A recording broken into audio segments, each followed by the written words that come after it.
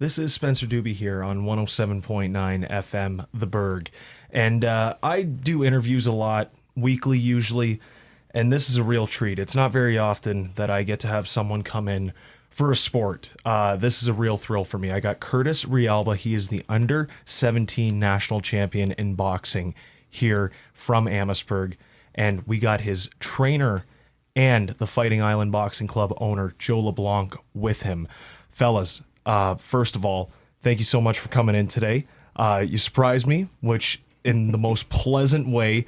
I don't even really know where to start. Like Curtis, as I said to you off air, thank you for representing Amherstburg. This is truly amazing. You've only been boxing for 2 years. You're 14 years old and you're already a national champion. And Joe, thank you for what you do with Fighting Island Boxing Club. I know so many people that have gone through there, still with you, obviously, to this day. We were chatting off air. Obviously, you run a fantastic program, so thank you to both of you, and welcome. Thank you. Thank you. This is unbelievable. So, Curtis, as I mentioned, 12 years old, decided to start boxing. 2 years later, he's transformed himself into a national champion. Curtis, I got to ask you, take me to the beginning. When did you get into boxing? Were you leading up to that, or did it happen right when you were 12 years old? It was a grade 7 year. At the start of it, I just wanted to give it a try, and then I fell in love with it. Yeah. Yeah. Oh, man. I can't believe you picked up that fast, transition that good. Joe, what did you see when Curtis come in? Like, what kind of work were you guys doing? Where did you see the potential? What do you think is his strongest strength? His strongest strength, I believe, there's twofold. Mm-hmm. One is the mental aspect, which is, without that, you cannot go far in this sport, really and truly. I can teach anyone how to fight, but it's up to them how far they want to take it, right? And if you have the mental aspect of it, even though you may be in fantastic shape, the second you start doubting yourself, you've lost the fight before the bell even rang, right? And so that was something that we picked up on right at the beginning. You know, hey, this kid's got some self-confidence. This kid wants to work hard. Like I say to everybody, this is not an easy sport, right? If it was easy, everybody would do it. But there's very few people that stay in the sport because it's tough. And it's not tough because you're getting beaten up. It's just tough because it's a lot of work. You have to be in top physical conditioning. And, of course, there's the mental aspect, too. So when you get all those things together, then you realize you have somebody special. And you found that with Curtis. We certainly did, yes. We were all smiling after he was with us for about a month or so, right? Then we started seeing the extra effort, you know, not hiding behind a heavy bag like they don't want to do the work. He's in there doing extra stuff. And we're like, so all of us as coaches, we're all giving each other the wink and saying, I like this kid, you know? So, and then when you see something like that, you want to give them extra work. Yeah. Right, and push them a little harder. And of course, he just ate it up. So, Curtis, did you like kind of go in there and transition right away? Like the work, was it easier for you, or did you kind of take a little bit to kind of get in tune with how much there is to train? You know, it's not an easy job, like Joe said. It definitely surprised me how much work we had to do. Yeah, but I didn't mind it. I actually like it doing more work. How long would you say it took you, Curtis, to get comfortable, I guess, kind of get used to the extra steps that you have to go? Probably a couple months. Couple months? Yeah. And do you remember your first fight? Yeah, it was at Brampton Cup. Brampton Cup? In February. It was in February in Brampton at the Brampton Cup. Yeah. Take me through your first fight, if you wouldn't mind, Curtis. Well, I was really nervous leading up to it, but as soon as the bell rang, like I got into the zone pretty much. Mm-hmm. Yeah. And obviously you won that fight, I'm assuming. It was against a kid from Quebec, actually. Yeah. Wow. Was it a knockout? Was it a decision? Decision. Decision. Yeah. But you won by a good amount, I'm assuming. There you go. You're making Amherstburg proud. Yeah. Now, being a national champion, we got to talk about the last fight that won you that belt. Your opponent, where was he from? Do you know who he was at all? Yeah. Or He's from Ottawa. His name was Grayson O'Connor. Okay. Yeah. I want to hear, Curtis, from you, and then I want to hear from Joe about that fight. Can you take me through that fight? How many rounds did that go? What happened for the listeners out there who may not know? How did you win? And did you kind of feel it wasn't going in your favor at all at any point, or were you completely confident throughout that whole fight? for the most part, I was pretty confident that I won that fight. It was 3 rounds, and it went to decision. 3 rounds decision, and you became a national champion. Yeah. Unanimous decision. Unanimous decision. So you did work him over really good then. He won all 3 rounds. Joe, Yes, sir. take me through that fight if you don't mind coaching him. What did you see during that? Well, understand that there were several fights prior to this, right? He had already fought a couple of times too. So we watched and we videotaped all the fights. Yes. So at the end of the day, we go back to the hotel room, and myself and another coach and Curtis, we get together and we would come up with a game plan, right? And we knew that we would eventually meet this kid in the finals.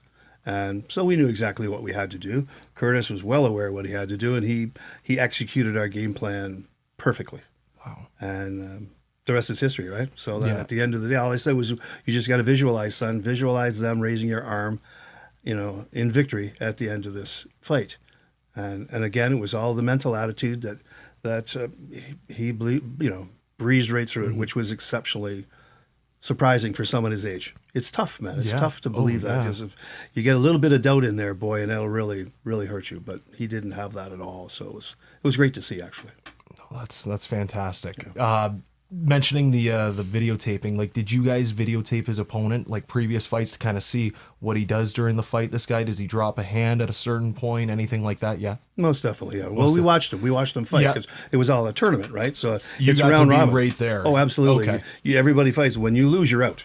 Mm-hmm. Right? So he was fighting. I believe he fought Quebec, I think. Yeah, right? I think so, yeah. Yeah, and so we're going to have to meet one of these two guys, and so of course we watched it, and he beat Quebec decisively. But we saw all the flaws that he had, and it was easy for us to pick up on these flaws, and so we capitalized on it 100%. Right. Yeah. Awesome.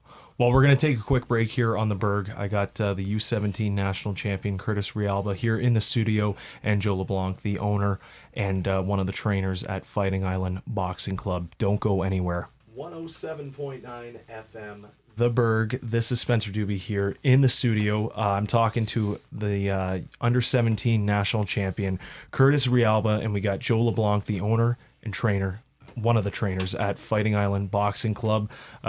Joe, obviously well known in this community. You can just, off air, talking with him, can tell this guy knows the ins and outs of the ring. And I might need some tips, honestly, for my personal life. If I ever do get into a fight, you never know when it could happen. But no, this has been great, fellas. I can't thank you enough for coming in, surprising me like this, which is great because I don't get to talk to a sports figure very often. And here we go with the under-17 national champion. Curtis, if you don't mind, I wanted to ask you, could you take me what a day in the life for you is like on fight day, what you do throughout that day? Of course. Yeah, we wake up early to go to weigh-ins, check our weight before we go, of course, make sure everything's good. After that, get a bite to eat, depending if we're fighting in the afternoon or not, how much we eat or not, and then get to the show. Usually get dressed, get warmed up 30 minutes before, make sure I'm ready to go, and then it's time. Nice. Yeah. What do you like to eat on fight day? Do you get something like a carbohydrate that's for energy, or are you heavy protein that day? I like to eat a lot of carbs before my fight, yeah. You find that works for you good? Mm-hmm. Nice. Gentlemen, I got to ask both of you. Any idea on the next fight for Curtis at all? Or just so we know here in Amherstburg, or is there nothing set just yet? Well, for sure, we're holding our annual show at Shooters September, the 13th on the Saturday. So, yeah. Been doing that the last couple of years. I love it. It's a lot of fun. Yeah, it really is a lot of fun, yeah. And I'm hoping that there is a kid in London. He's a little open fighter. He's just a tad lighter than Curtis. But we're going to try and see if we can make this work, because he's a cocky little fella. Ah. They call him Rooster. And they call him Rooster for a reason, because he struts around like he's something. And I'm afraid to say that when he meets Curtis, he's not going to be strutting around so much anymore. So we're going to try our darndest to make sure that we have that fight for our show here in town.